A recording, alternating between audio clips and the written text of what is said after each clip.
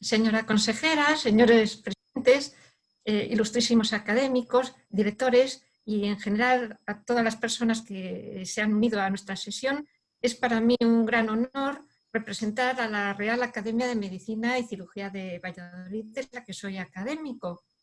Y además, pues como todos saben, es una academia ilustre, es muy antigua. Allí se hicieron los esponsales de los Reyes Católicos en 1469. Pero ahora tenemos algo importante de qué hablar, que es la infección por SARS-CoV-2-19 en alérgicos y en ancianos. Lo que les voy a comentar es algo inesperado para nuestros compañeros y para mí misma. Cuando empezó la pandemia, en marzo, ya teníamos noticias de que esta pandemia existía antes del estado de queda, del confinamiento, y los alergólogos pensábamos si lo que estábamos atendiendo, los pacientes que estábamos atendiendo de síntomas respiratorios sería un cuadro alérgico o sería la COVID, porque los síntomas eran semejantes. La diferencia, obviamente, era la fiebre. Afectaba sobre todo pues, a los pacientes de coronavirus. Luego teníamos mucha información, pero información...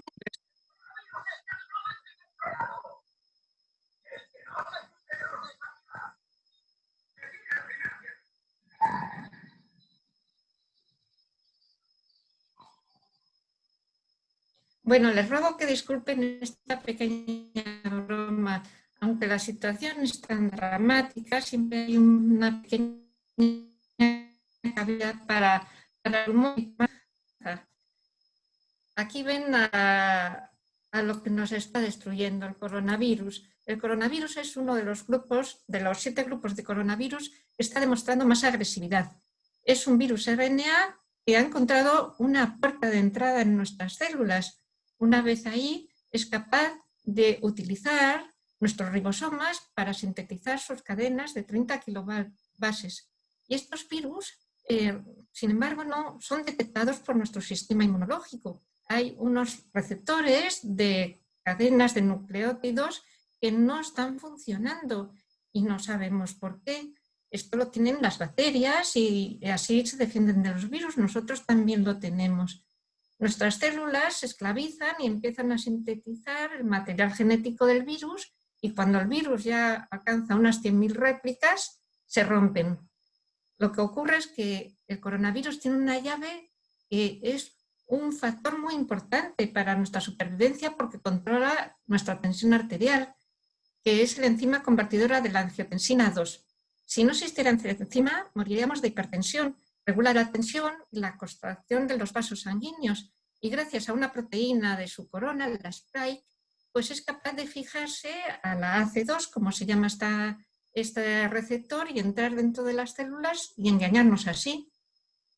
Una vez que el virus empieza a replicar, se forman tantas cantidades de viriones que la célula se rompe y empieza a colonizar otras células.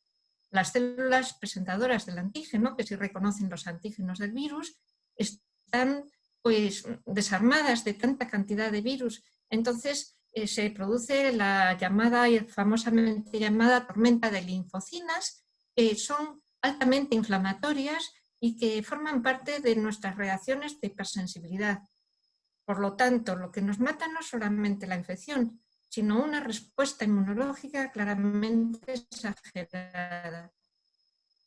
Estamos siendo invadidos. Nosotros nos imaginamos a los invasores como extraterrestres parecidos a nosotros. En Nueva York, pues la veía, igual hay alguna persona de mi edad entre el público. Estos invasores eran exactamente igual que nosotros, pero tenían la particularidad de que al beber el té levantaban el dedo meñique.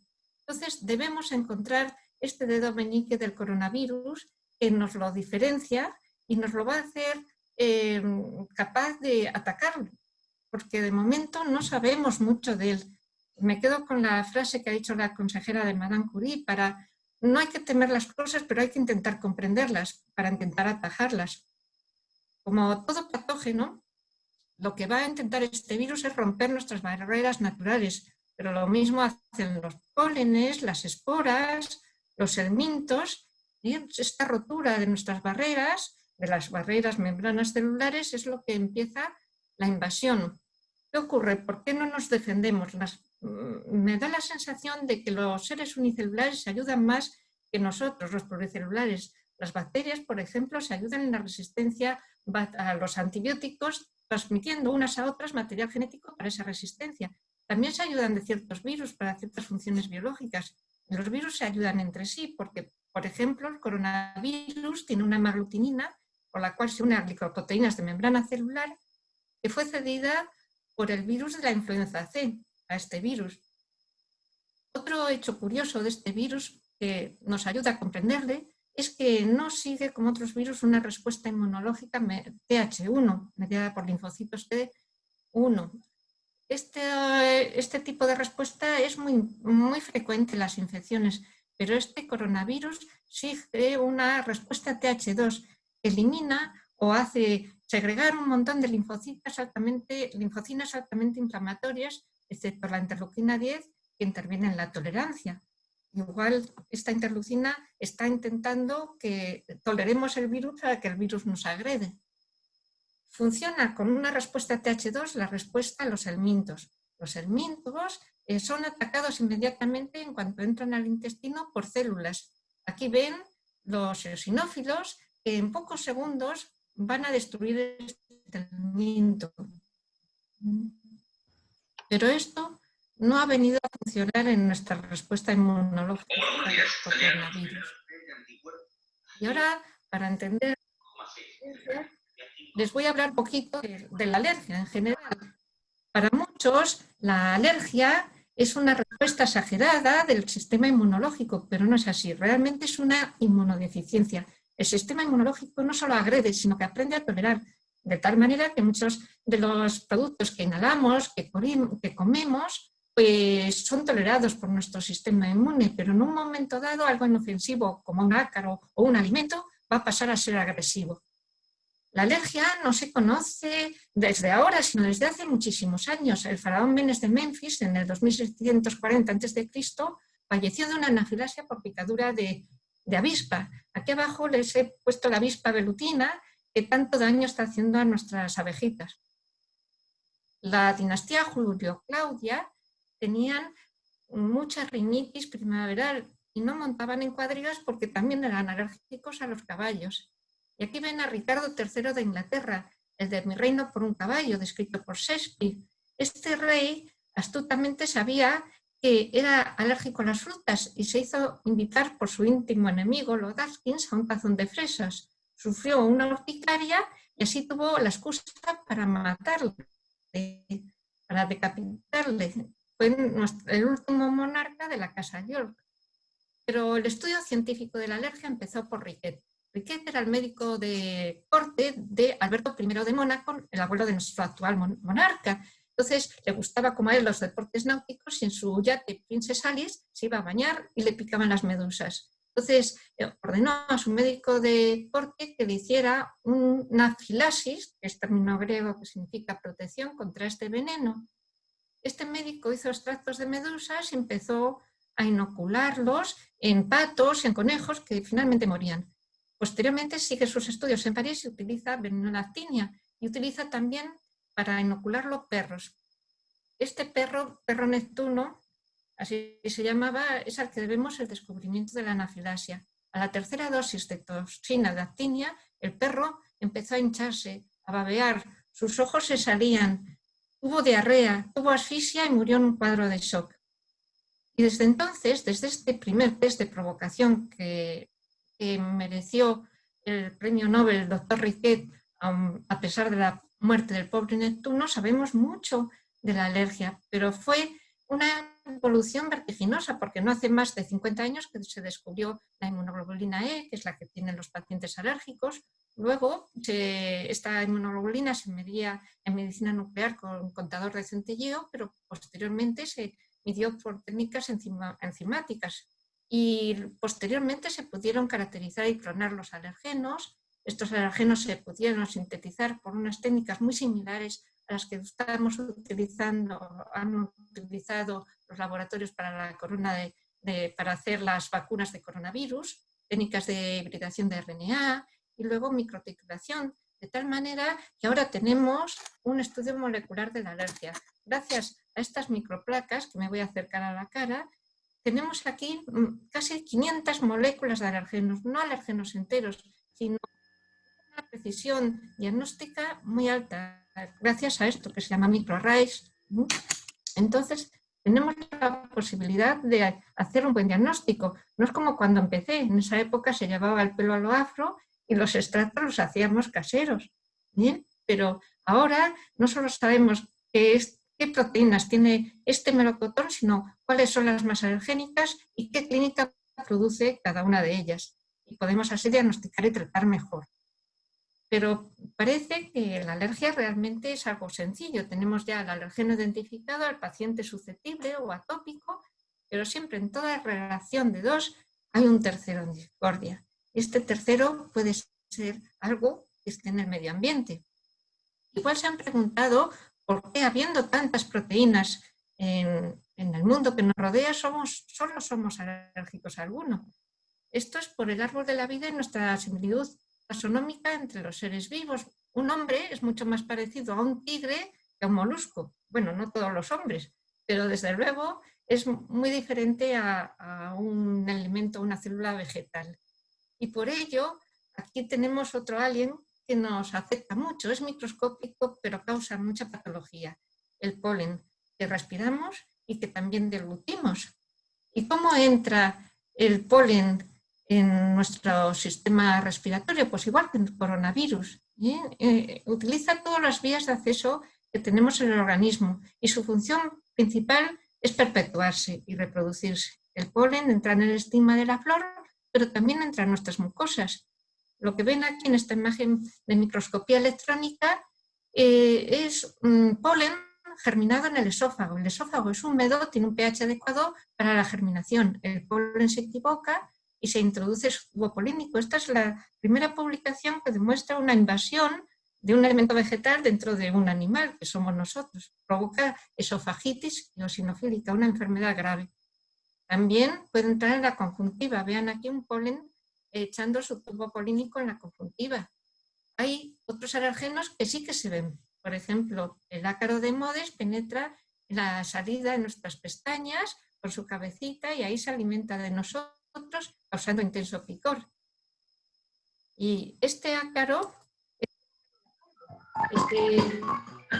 no se ve a simple vista, algunos sí, el ácaro del jamón es un ácaro grande y se ve, pero con su bastoncito, su patita, que es como un bastón de ciego, va buscando alimentos, va buscando perpetuarse y también introducirse en nosotros.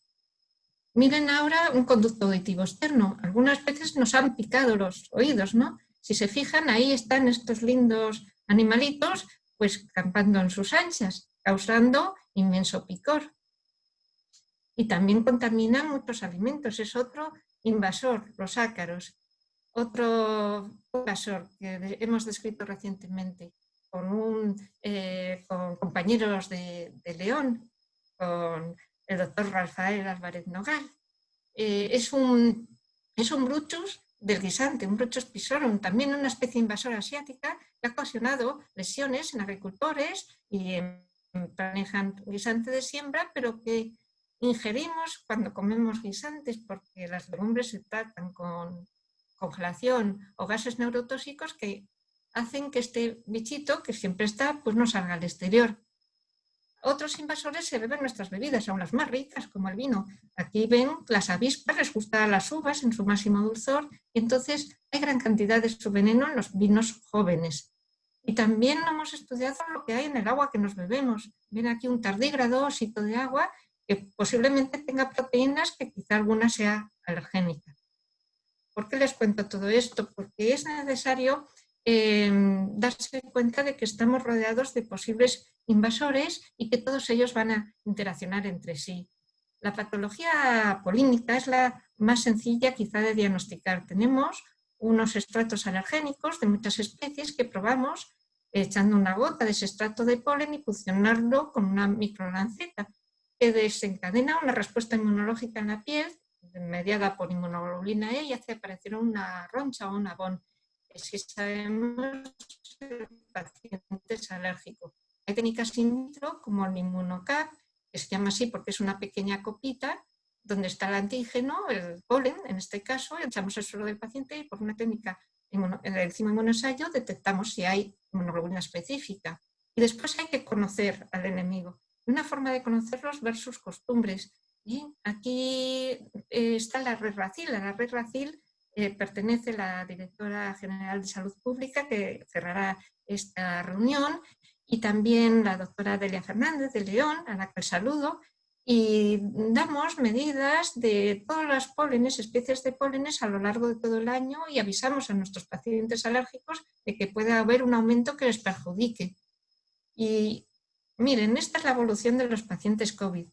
Me recuerda mucho a la evolución de los niveles de pólenes. Van haciendo ascensos y descensos que nosotros muchas veces no podemos modificar. Posiblemente este descenso del verano no haya sido porque hayamos hecho medidas especiales de contención, es porque el virus no le apetecía en ese momento aumentar, pero ahora sí que le está apeteciendo y aumenta. Quizá hagamos lo que hagamos, aunque las medidas de no contagio son fundamentales. ¿Sí? No hay que contagiar a las personas por respeto y por generosidad. Por eso hay que llevar mascarilla y lavarse bien y todo lo que ha dicho nuestra consejera. Vean un polen curioso, el polen de ciprés. Antes atendíamos muchas gripes sin fiebre durante los meses de invierno y después, gracias a esta red, conocimos que en muchas zonas hay un aumento muy alto del nivel de ciprés. El ciprés es microscópico, el polen no se ve, pero si movemos a un ciprés o como en este caso lo cortamos, ese enemigo se hace visible y causa mucha patología también respiratoria. Y además de esto, estamos atendiendo a eventos desérticos. El doctor de Frutos, de Química Atmosférica de la Universidad de Valladolid, estudia estas intrusiones de aire sahariana cargadas de micropartículas muy agresivas para la vía respiratoria y también partículas biológicas. Por ejemplo, el polen de salsola que ven abajo forman pelotas que se ven como en las películas del oeste. Es una planta desértica que ahora, sin embargo, está en nuestra zona. Que ustedes verán. Este aire además es muy caliente y hace polinizar a muchas plantas a la vez. Vean cómo entra una corriente de aire sahariano a través de las Islas Canarias y va a llegar a nuestra península. ¿Y esto qué lo causa? Pues lo causa el cambio climático. Para algunas personas un problema pues posiblemente inexistente o muy pequeñito. Pero yo les voy a dar pues un dato claramente objetivo de que este cambio climático, que como ustedes saben es debido a la combustión de residuos fósiles que originan el efecto invernadero y el calentamiento de nuestra atmósfera, existe. Miren la selección de fútbol el año en que nací, la selección francesa, y miren cuál es la de ahora. Si esto no lo explica el cambio climático, ¿qué lo puede explicar?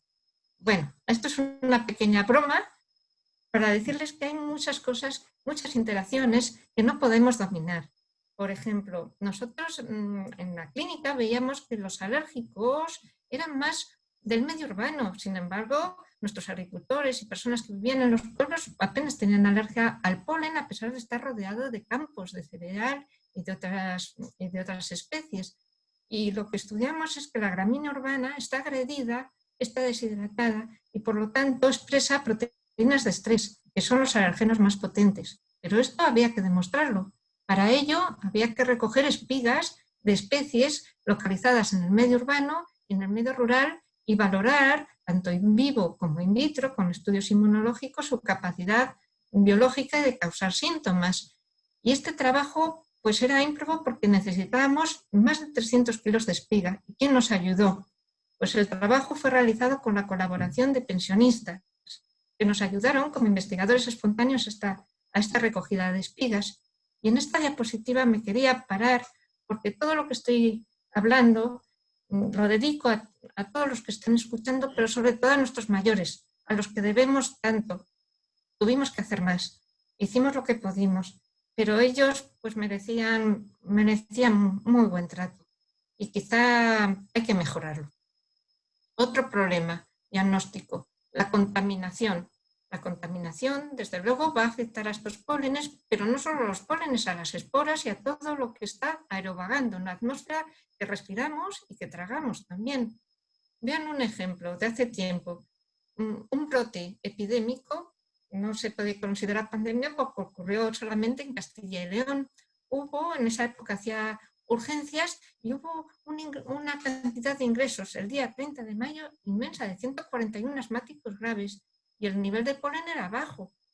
Y posteriormente, cuando vino el pico fuerte de polen el 4 de junio, sin embargo, solo ingresaron 16.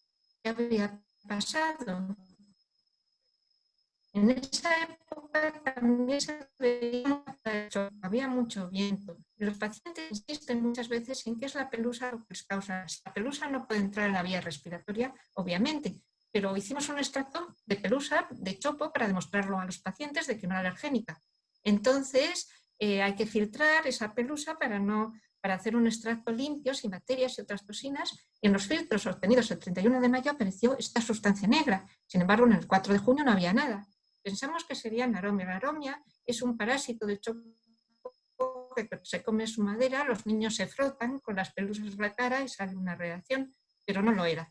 Enviamos los filtros a un laboratorio externo y por técnica de reflectancia atenuada, una técnica espectrofotométrica, encontró un de los diofenos. No les dirá nada, pero si les digo que era Búnker 6, seguro que les llega el recuerdo del Búnker 6, era lo que transportaba en el noviembre del 2002, estábamos en primavera, pero todavía quedaba flotando sobre la superficie del mar cerca de 5.000 toneladas de fuel que se estaban evaporando. Los ópticos atmosféricos nos dijeron que la evaporación del petróleo es transparente, no es negra como lo que veíamos en los filtros. ¿Qué había pasado? El 31 de mayo, pues hubo una intrusión de aire del Sáhara y esa intrusión chocó con una borrasca del Atlántico Norte. Parece que soy la mujer del tiempo, pero esto es importante. Todos los fenómenos meteorológicos pueden afectar que el virus vaya a un sitio o a otro. Esta corriente de aire sahariano se metió, de hecho, a través de León y a través de nuestra comunidad. Se veía como esta ola cargada de hollín, realmente era hollín. ¿Y de dónde venía? Pues de Carnota. El 30 de mayo hubo una quema de las balsas del Prestige y se fue un poco de las manos y originó una gran humareda y mucha contaminación de hollín que afectó mucho a las vías respiratorias de nuestros pacientes. Los incendios originan muchas modificaciones de nuestra clínica, porque alteran el polen, alteran a las esporas, alteran a todos los seres vivos entre los que nos incluimos. Igual recuerdan que el 16 de diciembre, el 19 empezó la alarma de la pandemia, pero el 16 los médicos australianos pedían que se declarara la emergencia sanitaria debido al humo de los incendios, porque estaban viendo bebés con bajo peso al nacer, empeoramiento del EPOC, del asma, de las enfermedades cardíacas, derrames cerebrales. O sea que el ambiente es fundamental porque no solamente estamos respirando oxígeno, sino que respiramos un montón de elementos biológicos, pólenes, células, bacterias, virus, partículas, y luego lo que nosotros echamos en la atmósfera, desgraciadamente, tóxicos, insecticidas, desinfectantes, todo eso nos va a afectar. ¿Y cómo afecta a los asmáticos? Pues haciendo que el 50% de asmáticos, a pesar de los fármacos tan excelentes que hay en la actualidad, no estén controlados. Esto nos animó a hacer una unidad de asma de difícil control, que atendiera desde niños a adultos en el Hospital Universitario Río Ortega, gracias al apoyo de nuestro gerente de entonces, que era Alfonso Montero. Introdujimos aparatos y más tiempo para saber qué es lo que pasaba a estos enfermos, por qué no se controlaban. Pues una de las cosas que vimos al principio es que los enfermos eran claramente colaboradores, pero tenían que manejar dispositivos que a veces, a pesar de su sencillez, no se hacían con él. Igual recuerdan este vídeo. Well, sometimes doctors make mistakes. And you need to try twice as hard to fix them. You're using your inhaler? All the time. Go through one a week. You sure you're using it right? Do I look like an idiot? No. Why don't you show me how your inhaler works?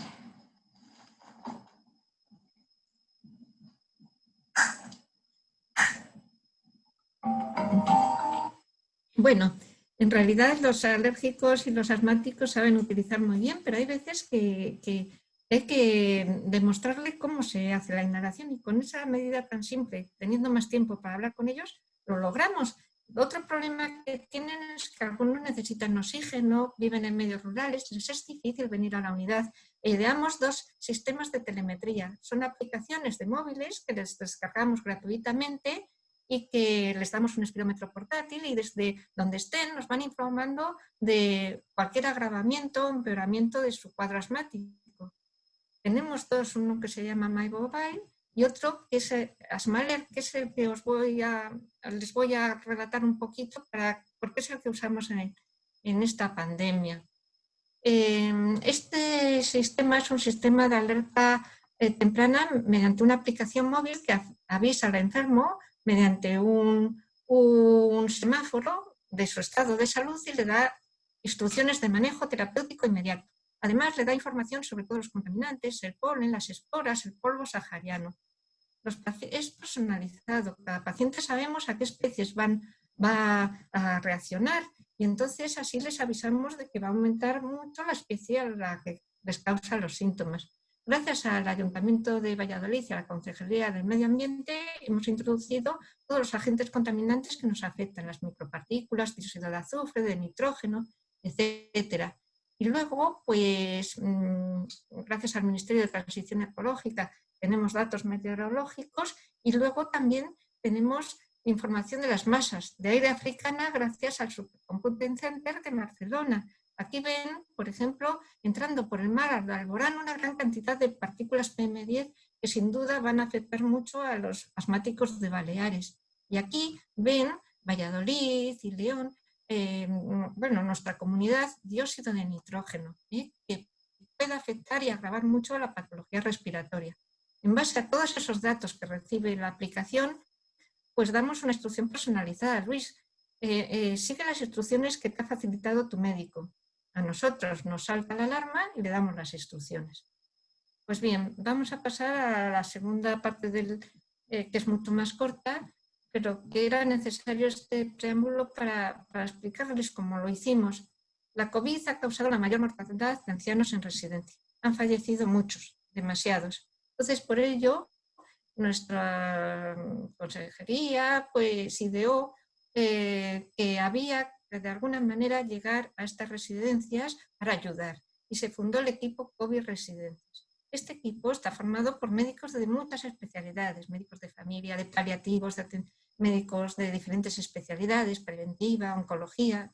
Incluso yo, que era alergóloga, pues tuve que ir, muertos de miedo, la verdad. ¿Qué se pretendía? Pues medicalizar las residencias de ancianos, o sea, llevarles medicamentos que les faltaban e intentar hacer una atención no presencial para personas en régimen de aislamiento por COVID.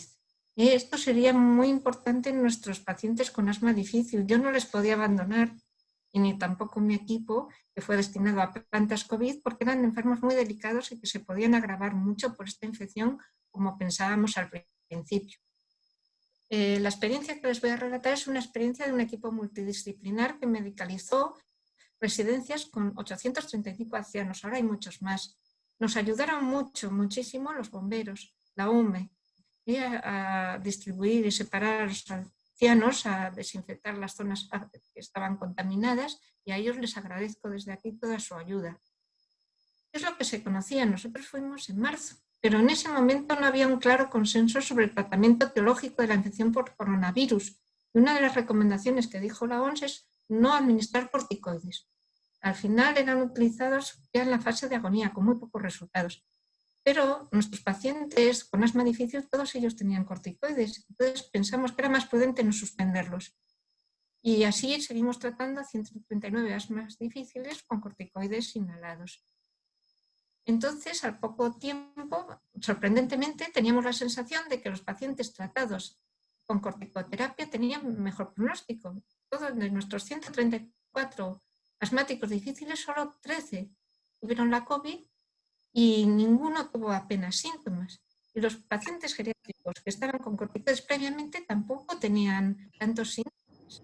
Este coronavirus Como el virus sincitial respiratorio, que también se trata con corticoides inhalados y que afecta a los niños, sigue también una vía TH2.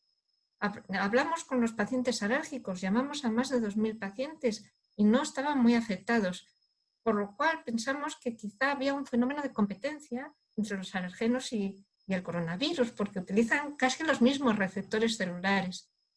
Aquí ven el virus sincitial respiratorio y el coronavirus. La vía inmunológica es muy semejante.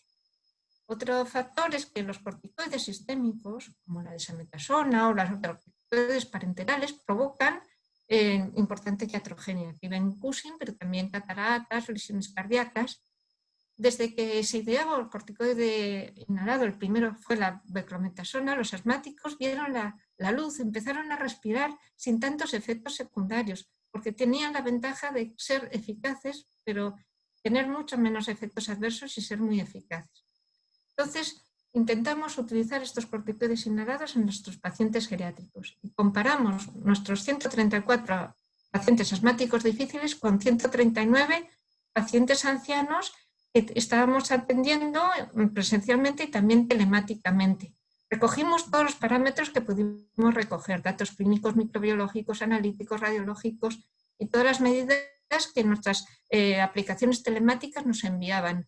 Nos preocupaba al principio ser fómites de ambulantes, como recordarán, en la mal llamada gripe española del 18, que realmente empezó en Estados Unidos, en Port Riley, pues los sanitarios fueron los que más transmitieron, las enfermeras a los soldados, y los médicos pues estamos posiblemente contaminados, y eso nos preocupaba mucho, llevar a las residencias esta contaminación. Cuando fuimos no había test, todavía no los teníamos.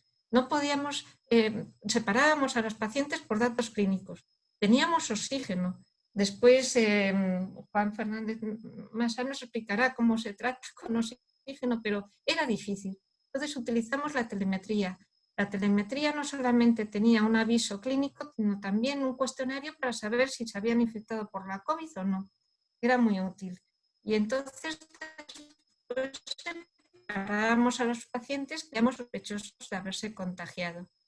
Como ven, esto es lo que recibíamos en el móvil. Cuando veíamos un punto rojo, llamábamos enseguida al paciente o nos presentábamos para ver qué había pasado. Y todos estos datos los recogimos en un análisis multivariante y los analizamos estadísticamente. Y vimos que había una gran diferencia significativa entre pacientes que cogían la COVID y que no lo cogían dependiendo del uso de corticoides. Tanto dosis bajas como medias como altas protegían de la infección COVID, tanto en asmáticos como en ancianos. Además, los pacientes tratados con corticoides aquí en azul tenían menos fallecimientos, menos evolución negativa y más evolución positiva o asintomática. Y ya voy a terminar. Como conclusiones, estamos de acuerdo con autores que indican que en pacientes graves con la COVID, el uso a corto o medio plazo de corticoides y quizá el uso inmediato en cuanto se sepa la infección es beneficioso, no retrasa el aclaramiento del coronavirus y no influye en la producción de anticuerpos, porque a esa dosis no es tremendamente inmunosupresor, pero sí muy inmunomodulador y antiinflamatorio. De acuerdo con los resultados de este trabajo, quizá habría que modificar los protocolos de tratamiento. No consideramos útiles corticoides con tanto efecto inmunosupresor como la desametasona. Según nuestra experiencia, ya dedicada ya a los ancianos, brindar atención médica adecuada en una residencia es útil, pero haría falta trabajadores suficientes y suficientemente capacitados. Nosotros cuando fuimos éramos inexpertos. Las personas que cuidaban a los ancianos habían caído por la infección. Era imposible convertir un geriátrico en un hospital. Sin embargo, ahora que conocemos más cosas, los riesgos de contagio en estos centros, una vez testados los pacientes, identificados, separados, y dejar el cuidado a las personas que saben cuidarlos, puede ser beneficioso y evitar la iatrogenia hospitalaria. Finalmente me despido, espero que les haya interesado y ha sido para mí un placer y un honor estar con los académicos y con todos ustedes. Como un pequeño homenaje a don Elías Rodríguez, pues aquí un esquema de la zoonosis, todos los dibujos que aparecen son míos, que me gustan mucho, pero este dibujo mucho mejor es desde Rafael Vega Sansón sobre las vacunas. Dice que que están desarrollando tantas vacunas que los fanáticos de la moda como yo no sabemos cuál vamos a ponernos. Y muchas gracias. Mi mensaje es de que tenemos que confiar en nuestras fuerzas porque vamos a salir de esta. Muchas gracias.